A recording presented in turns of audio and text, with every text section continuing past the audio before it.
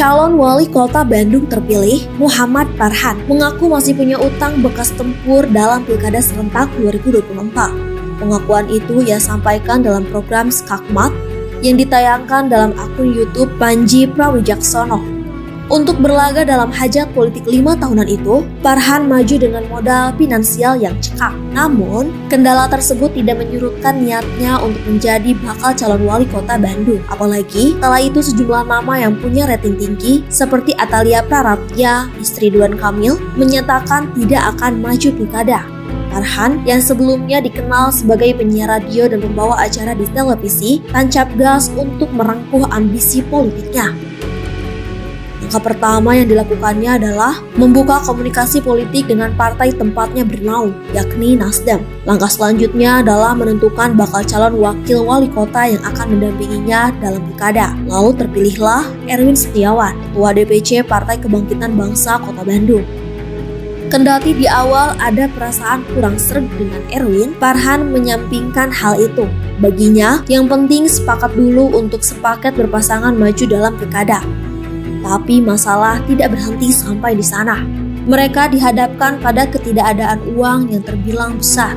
Untuk menyiasati masalah itu, pengumpulan donasi adalah jalan ninja yang dilakukan kubu Farhan Erwin agar bisa berlaga dalam pilkada. Maka yang kami lakukan adalah melakukan fundraising setiap hari. Up until today. Hari ini gue mesti fundraising. Untuk kebutuhan apa lagi kalau sekarang? Ada beberapa utang kan. Utang? Utang lah. Karena kampanye? Iya. Karena nggak ada duit? Iya. Karena kurang duit? Iya. Aneh. Nggak kok aneh. Menang? Bersyukurlah. Lah, walaupun punya utang, tapi menang. Kebayang kalau gua kalah, masih punya utang. Nggak, tapi maksud gue persepsinya kan yang menang pasti yang punya banyak uang. Enggak. Utang.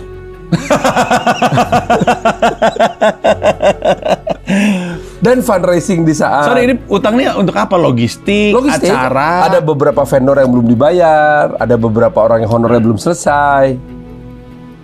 Ada yang terpaksa pakai duit talangan dulu, minjem duit deh, ntar gue ganti ya. Oke, gue talangin gitu.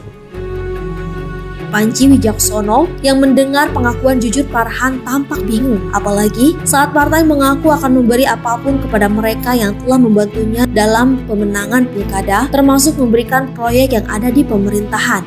Farhan menegaskan, belas budi dalam politik merupakan keniscayaan. Namun, ia memastikan proyek-proyek pemerintahan yang diberikan kepada para donatur politik sebagai bentuk balas budi itu berjalan sesuai aturan main. Syarat-syarat legalnya terpenuhi. Dalam kesempatan ini, Farhan pun membocorkan soal mahar kepada partai politik jika ingin diusung dalam Pilkada Kota Bandung. Menurutnya, sejumlah partai politik mematok mahar antara 1,5 miliar rupiah sampai 30 miliar rupiah. Besarnya biaya untuk maju dalam hajat politik seperti pilkada membuat para pihak terkait melakukan segala cara, termasuk menggalang dana.